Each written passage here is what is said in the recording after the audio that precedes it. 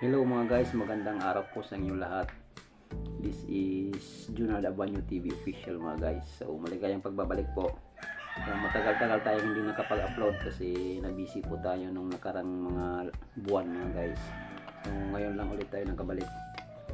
Tapos ngayon, share ko po sa inyo yung ating na-order na DIY long range locator mga guys.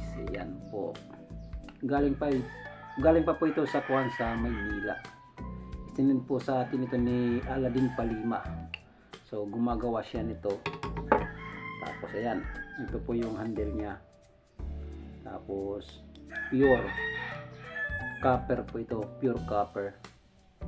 Ito po copper po ito. Tapos may bearing po siya. Ayan. Ito. Tapos may tornilyo. Tapos ito po yung antena niya. Ayan. Mahaba. Medyo mahaba. Tapos yung dulo niya mga guys. Ito po. Mayroong gold wire. Tapos yung yung katabi. Ayan po yung iniikot is copper wire din to mga guys. Ayan. Tapos mayroon pa dito. Tapos sabi niya mayroon pa po niyang inilagay ng na gold wire dito sa may sa ilalim ng tornilyo.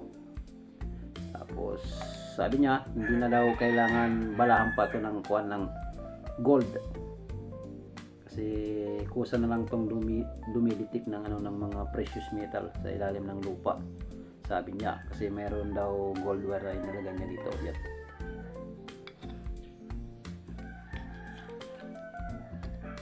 Test natin.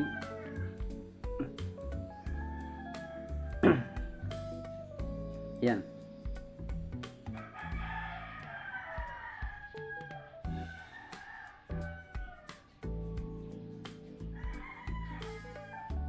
So sana accurate to mga guys. Tapos sana gumana ito para hindi naman sayang yung ating yung pera. So sa price nito, mag-search na lang po kayo sa Aladin Palima na page sa Facebook. Tapos sa YouTube naman is Kinjin, yung kanyang YouTube channel mga guys. So mag-search kayo. Ito po. Tapos meron po tayo dito na pinpointer. Ayan.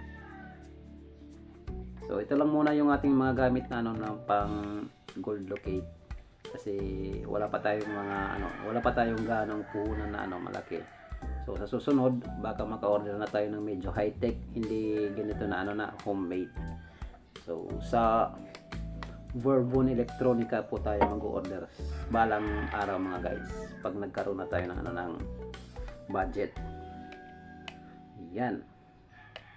So sa ngayon hindi pa po ito natitesting sa field mga guys kasi kararating lang ito kahapon. So hopefully is gumana. Yan. So hanggang dito lang po. Kung bago pa lang po kayo sa channel ko is huwag kalimutang mag-like and subscribe po para updated po tayo sa mga susunod na video na i-upload mga guys.